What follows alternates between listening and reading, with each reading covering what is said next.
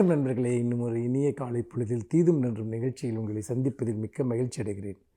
இந்த நாட்களில் நாம் ஒரு முக்கியமான பொருள் குறித்து தொடர்ந்து பேசிக் கொண்டிருக்கிறோம். இன்றைய மனிதர்களுடைய தன்மயமாதல், உள்ளொடுங்குதல், தனக்குத்தானே ஒரு சிறிய வட்டத்தை உருவாக்கி கொண்டு அதை தாண்டி வேறு எதையும் காணாத நம்முடைய பிரச்சனைகளை பற்றி நான் பேசிக் கொண்டிருக்கிறேன்.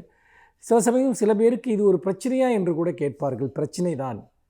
நாம் இயல்பு என்று ஏற்றுக்கொள்கிற பலதும் இயல்பு இல்லை. நாம் எல்லோரையும் போல தானே நாமும் இருக்கிறோம் என்று நினைத்துக்கொள்கிற பல விஷயங்கள் அவை உண்மையிலேயே சரியானதும் அல்ல, இயல்பானதும் அல்ல. அப்படி பார்க்கிற போது நாம் நிறைய விஷயங்களை பற்றி பேசி கொண்டிருந்தோம். உதாரணமாக கவனிக்க மறுப்பது. இது ஒரு மிகப்பெரிய பிரச்சனையாக இன்றைக்கு மாறி இருக்கிறது. நீங்கள் சாதாரணமாக திரும்பி பாருங்கள். ஒரு ரயிலில் சென்று கொண்டிருக்கிறீர்கள். அந்த பெட்டியில் 100 பேர் இருந்தால் 100 பேருமே அவர்கள் ஒரு ஜன்னல் வழியாக எதையும் பார்ப்பதில்லை. அருகில் இருக்கிற மனிதர்களை பார்ப்பதில்லை. அவர்கள் 2 விஷயங்களை செய்கிறார்கள். ஒன்று, கையில் இருக்கிற செல்ஃபோனில் அவர்கள் எதையாவது ஒன்றை பார்த்து கொண்டிருக்கிறார்கள். சமூக வலைத்தளங்களில் அது ஒரு யூடியூப்பாகவோ, ஃபேஸ்புக்காகவோ, ட்விட்டராகவோ, பெரும்பாலும் இன்ஸ்டாகிராமாகவோ ஒரு நடனத்தையோ அல்லது புகைப்படங்களையோ அல்லது துணுக்குகளையோ படித்து கொண்டே இருக்கிறார்கள்.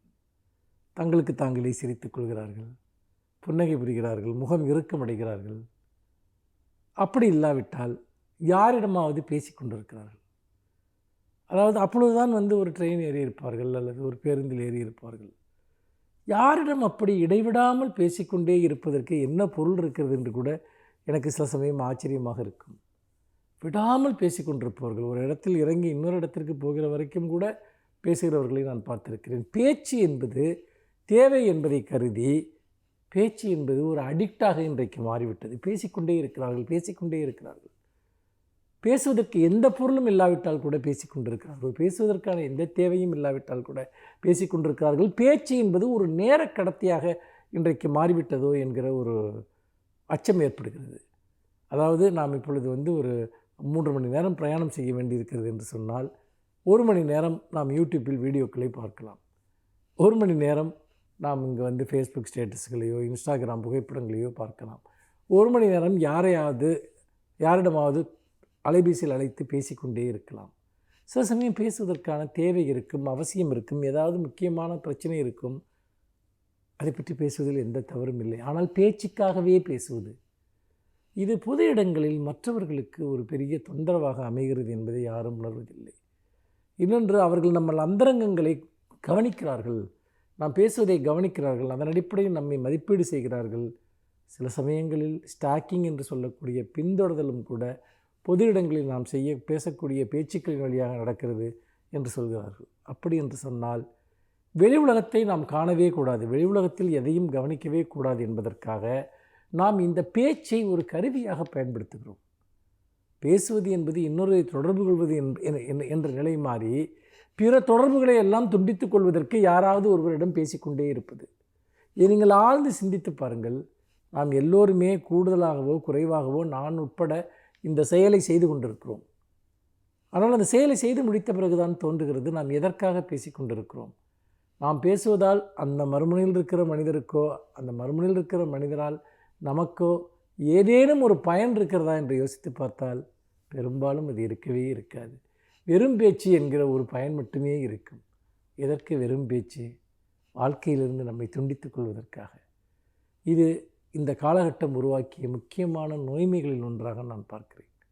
இதே போல் இன்னும் சில பிரச்சனைகள் இருக்கின்றன. வரும் நாட்களில் அதை நாம் பேசுவோம். இன்னும் ஒரு புதிய சிந்தனையோடு உங்களை சந்திக்கிறேன். நன்றி, வணக்கம்.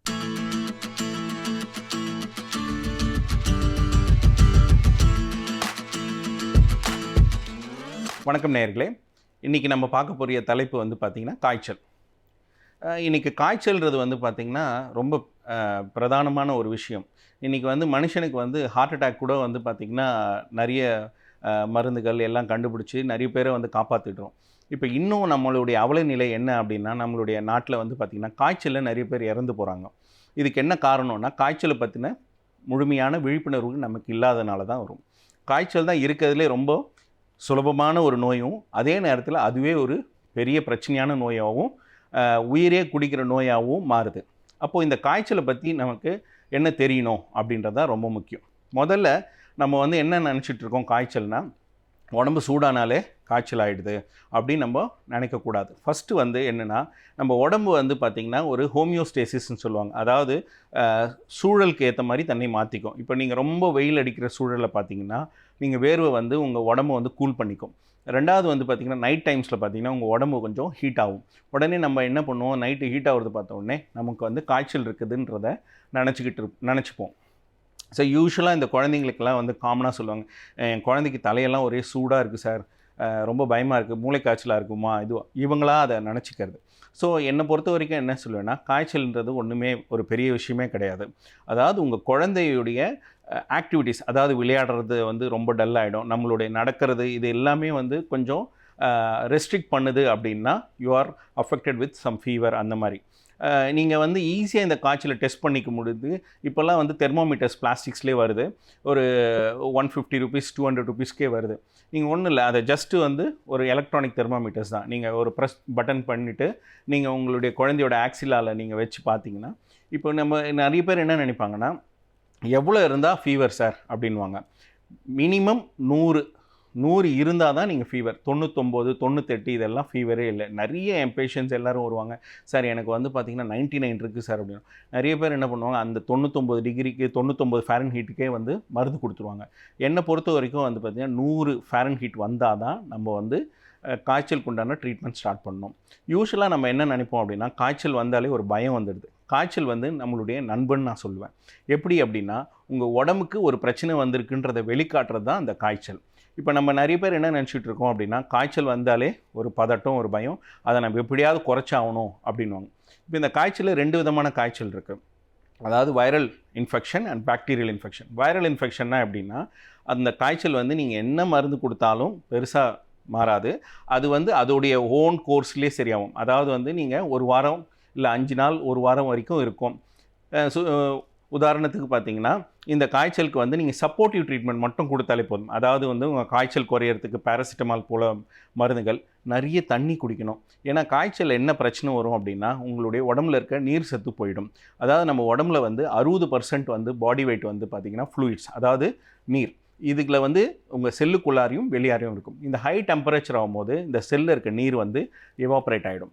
ஸோ அப்போ என்ன ஆகும்னா, உங்கள் செல்லெல்லாம் சுருங்கி போய் உங்களுக்கு ரொம்ப டயர்டாக இருக்கும். நிறைய பேஷண்ட் சொல்லுவாங்க, சார் என் குழந்தைக்கு ஒரே தலைவலியாக இருக்குது, எனக்கும் தலைவலியாக இருக்குது காய்ச்சல் வரும்போது. அது காரணம் வந்து பார்த்திங்கன்னா ஒரே விஷயந்தான், நம்ம உடம்புல இருக்க நீர் சத்து குறையிறதுனால. ஸோ அப்போ நம்ம என்ன பண்ணணும், காய்ச்சலில் வந்து நிறைய தண்ணி குடிக்கணும். அதை தான் நம்ம சப்போர்ட்டிவ் கேர்னு சொல்லுவோம். நிறைய தண்ணி குடிக்கணும். சில பேர் என்ன பண்ணுவாங்க, குளுக்கோஸ் குடிப்பாங்க.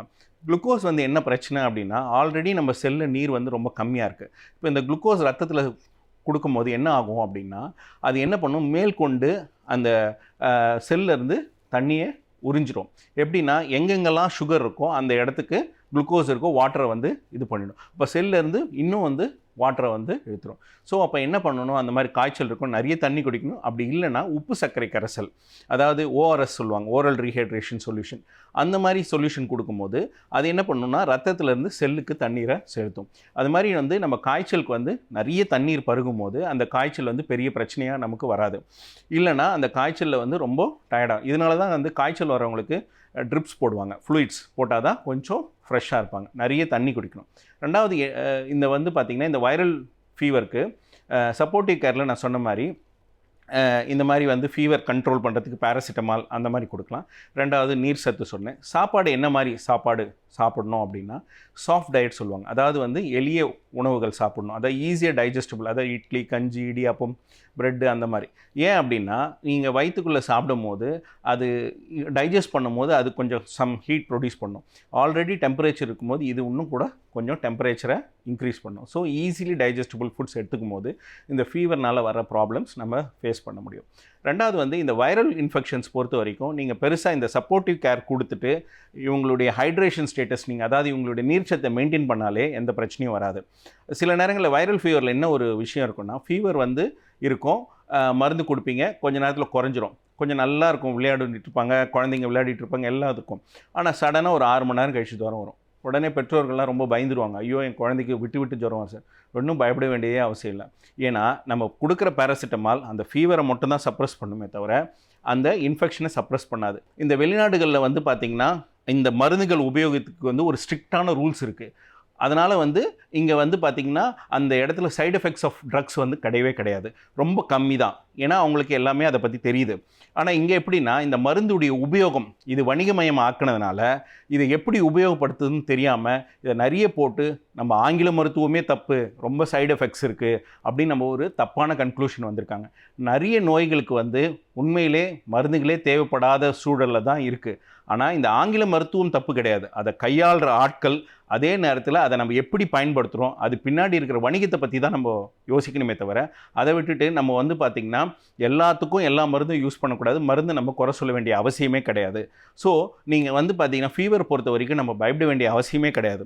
அதாவது உங்களுடைய ஃபீவருக்கு வந்து வைரல் ஃபீவராக இருந்தால் நீங்கள் வந்து மாத்திரை, ஜுரத்துக்கு மாத்திரையும் ஹைட்ரேஷன் மெயின்டைன் பண்ணிவிட்டு ஃபுட்டில் வந்து சாஃப்ட் டயட் அந்த மாதிரி சாப்பிட்டு நீங்கள் ஹேண்டில் பண்ணிக்கலாம். இதே சப்போஸ் இன்ஃபெக்டிவ் ஃபீவராக இருந்துச்சுன்னா, இப்போ டைஃபாய்டு அந்த மாதிரினா அதுக்கு உண்டான ஆன்டிபயோட்டிக்ஸ் வந்து போட்டு முறையான உங்கள் மருத்துவரின் ஆலோசனைப்படி நீங்கள் போட்டுக்கலாம். இப்படி நீங்கள் ஒரு மெத்தடாலஜிக்கலாக ஃபாலோ பண்ணிங்கன்னா இந்த காய்ச்சல்ன்ற ஒரு விஷயம் வந்து ஒரு பிரச்சனையே ஆகாது. இதை நம்ம சரியாக கையாளதுனால தான் இந்த காய்ச்சலை வந்து அதிகப்படியாக நம்ம வளர விட்டு நாளைக்கு பின்னாடி பிரச்சனையே வந்துடும். சில பேர் வந்து என்ன பண்ணுவாங்க, நாளே டெஸ்ட் எடுத்து பார்க்கணும்னு நினைப்பாங்க. ஏன்னா அவங்க பயத்தின் அடிப்படையில். நிறைய பேருக்கு தெரியாது, நாளே பிளட் டெஸ்ட் எடுக்கும்போது பெருசாக வந்து அந்த நோயை வந்து நம்ம கண்டுபிடிக்க முடியாது. இதனால் என்ன ஆகிடும் அப்படின்னா, நமக்கு வந்து முன்கூட்டியே வந்து எனக்கு டைஃபாய்டு வந்துடுச்சு, எனக்கு வந்து இந்த ப்ராப்ளம் இருக்குது, யூரினரி இன்ஃபெக்ஷன். அதாவது வந்து பார்த்திங்கன்னா மினிமம் அந்த கிருமி ரத்தத்தில் வர்றதுக்கு ஒரு 3 நாளாவது எடுத்துக்கும். ஸோ காய்ச்சல் வந்து 3 நாள் கழித்து டெஸ்ட் எடுக்கிறது தான் புத்திசாலித்தனம். அதனால் வந்து நீங்கள் வந்து இதை உங்கள் மருத்துவர்கிட்டயே நீங்கள் விட்டுட்டு நீங்களாக போய் ரத்தம் டெஸ்ட் பண்ணுறதும் நீங்களாக மருந்து வாங்கி சாப்பிட்றதும் இது வந்து பெரிய பெரிய பாதிப்புகள் ஏற்படுத்தும். இதனால் என்ன ஆகிடும்னா நிறைய வந்து உயிரிழப்புகள் ஏற்படுது. ஸோ இதை தவிர்க்கிறதுக்கு என்ன பண்ணணும்னா, முறையான காய்ச்சலை பற்றின ஒரு விழிப்புணர்வு வேணும். அதே நேரத்தில் மருந்துகளை வந்து தேவையில்லாமல் பயன்படுத்துகிறத அவாய்ட் பண்ணணும். உங்களுக்கு ஒரு குடும்ப நல மருத்துவரை அணுகி உங்களுடைய நோயை பற்றி முழுமையாக அறிஞ்சிக்கணும். அதே நேரத்தில் இந்த காய்ச்சல் வந்து ஒரே நாளில் சரியாகணும்னு எதிர்பார்க்குறதும் அவாய்ட் பண்ணிவிட்டு நீங்கள் வந்து ஒரு மெத்தடாலஜிக்கலாக ஒரு 2-3 நாள் வெயிட் பண்ணணும். அப்படி ஃபீவர் சரியாகலைன்னா திருப்பி போய் பார்க்கணும். இந்த பொறுமை இல்லாமல் ஹேண்டில் பண்ணும்போது இந்த காய்ச்சல் வந்து பெரிய பிரச்சனையாகும். ஏன்னா ஒரு டாக்டர் விட்டு இன்னொரு டாக்டர் விட்டு போகும்போது இந்த காய்ச்சலுடைய தன்மையை நம்ம இழந்து நம்ம வந்து என்ன ஆகணும், பெரிய சிக்கலில் மாட்டி உயிரிழப்புகள் ஏற்படுது. இதுதான் நம்ம அண்மை காலங்களில் நம்ம ரொம்ப பார்த்துக்கிட்டு இருக்கோம். ஸோ காய்ச்சலை பற்றின ஒரு விழிப்புணர்வு இல்லாமல் அதை அணுகும் போது அது பெரிய உயிரிழப்பை ஏற்படுத்துது.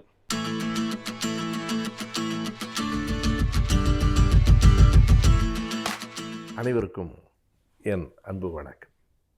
ஒரு கவிதையோ பாடலோ புகழ் பெறுவதும் மக்கள் நெஞ்சில் இடம் பெறுவதும் அந்த கவிதை அல்லது பாடலில் இருக்கிற உவமைகளால் மொழிநடையால் மட்டுமில்லை, அவை சிறப்பானவைதான்.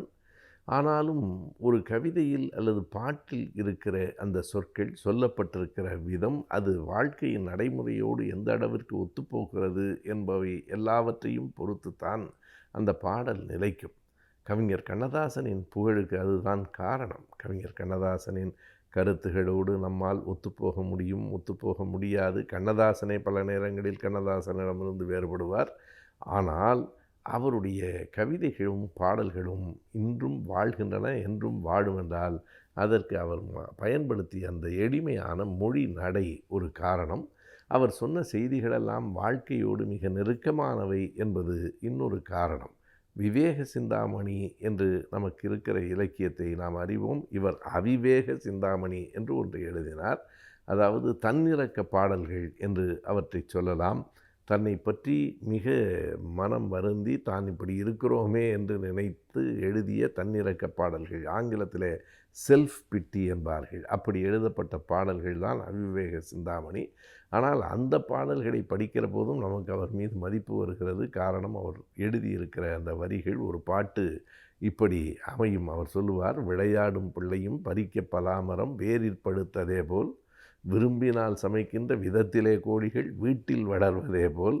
அவர் அந்த உவமைகளை நாம் எண்ணி பார்க்கலாம். இந்த பலாப்பழம் இருக்கிறதே, அது மரம் ஏறி பறிக்க வேண்டும் என்கிற தேவையில்லை, அது கீழேயே இருக்கிறது. விளையாடும் பிள்ளையும் பறிக்க பலாமரம் வேரில் பழுத்ததே போல், விரும்பினால் சமைக்கின்ற விதத்திலே கோழிகள் வீட்டில் வளர்வது போல், எங்கும் போய் வாங்கி கொண்டு கூட வர வேண்டாம், கோழிகள் வீட்டிலேயே வளர்கின்றன, விரும்பினால் அடித்து சமைத்து விடலாம். அப்படி விரும்பினால் சமைக்கின்ற விதத்திலே கோழிகள் வீட்டிலே வளர்வதே போல், வளையலார் கைக்கென்று வாரத்தில் முழுதாக வளர்கின்ற கீரையே போல், இந்த கீரை இருக்கிறதே அது வாரத்துக்கு 2 நாள் தான் என்றில்லை, 7 நாளும் வரும். மிக எளிதாக வளையலார் கைக்கென்று அந்த வளையல்களை அணிந்திருக்கிற பெண்களிற்கு இயல்பாக வாரத்தில் முழுதாக வளர்கின்ற கீரையே போல் வருகின்றவர் உணவோடு உண்பதற்கு நான் என்னையும் வைத்ததல்லால் வளமான செல்வத்தை மறைவாக பெட்டியில் வைத்ததே என்றுமில்லையே என்று கண்ணதாசன் எழுதுவார். அதாவது வருகின்றார் உண்ணவே உணவுடன் என்னையும் வைத்ததே அல்லாமல் நான் எப்போதும் எளிமையானவனாக மற்றவர்களுக்கு இயல்கிற ஒருவனாகத்தான் இருந்திருக்கிறேன். என்றைக்கும் எந்த சூழலிலும் பணத்தை மறைவாக நான் பெட்டியில் வைத்ததே இல்லை என்று கண்ணதாசன் சொல்வது அவருடைய வாழ்வில் அவருடைய இயல்புக்கு ஏற்ற உண்மைதான். அவரை போல சம்பாதித்தவர்களும் இல்லை, அவரை போல செலவழித்தவர்களும் இல்லை. அதை கவிஞர் கண்ணதாசனே ஒரு முறை சொல்லுகிறார், நீங்கள் இவ்வளவு பணம் சம்பாதிக்கிறீர்கள், பிறகு ஏன் இன்னமும் கடன் வாங்கி கொண்டிருக்கிறீர்கள் என்று கேட்டால் அதற்கு கண்ணதாசன் சொன்னார், ஒரே ஒரு காரணம்தான் இருக்கிறது, நீங்கள் சொல்லுவது உண்மை, நான் இந்திய ஜனாதிபதியைப் போல சம்பாதிக்கிறேன், ஆனால் அமெரிக்க ஜனாதிபதியைப் போல செலவழித்து விடுகிறேன் என்று அவர் சொன்னார். எனவே வரவு இருக்கிறது, ஆனால் அதைவிட செலவு கூடுதலாக இருக்கிறது. அதை அவர் கணக்கிலே கொண்டுதான் பிற்காலத்தில் ஒரு பாட்டில் வரவு 8 என்றால் செலவு 10 இருக்கக்கூடாது என்று எழுதினார். அது மற்றவர்களுக்கு சொன்ன அறிவுரை அல்ல, அவர் தனக்கே சொல்லிக்கொண்ட அறிவுரையாக அது இருக்கும். அப்படி வரவுக்கு மேலே செலவு செய்தவர், எதையும் சேர்த்து வைக்காதவர், சேமித்து வைக்க வேண்டும் என்கிற பழக்கமே இல்லாதவர், இயல்பாக சொன்னால் இந்த வாழ்க்கையின் நடைமுறைகளை, சூழ்ச்சிகளை, சிக்கல்களை புரிந்து கொள்ளாத ஒருவராகத்தான் கடைசி வரைக்கும் கண்ணதாசன் இருந்தார். அவரிடத்தில் 1000 திறமைகள் இருந்தன, ஆனால் நடைமுறைக்கு ஏற்றவாறு வாழ வேண்டும் என்கிற அந்த புத்திசாலித்தனம் எப்போதும் இல்லை. யார் வந்தாலும் அவர்கள் எளிதாக இவரை எடுத்துக்கொண்டு போய்விடலாம், வருவோர்கள் உண்ணவே உணவுடன் என்னையும் வைத்ததே அல்லாமல் வளமான செல்வத்தை மறைவாக பெட்டியில் வைத்ததே என்றுமில்லையே என்று கண்ணதாசன் எழுதியிருக்கிற இந்த பாட்டு இன்னமும் நிலை பெற்று நிற்கிறது என்றால் அந்த பாட்டில் இருக்கிற எளிமையான சொற்களும் அவர் சொல்லியிருக்கிற முறையும் தான் அதற்கு காரணம்.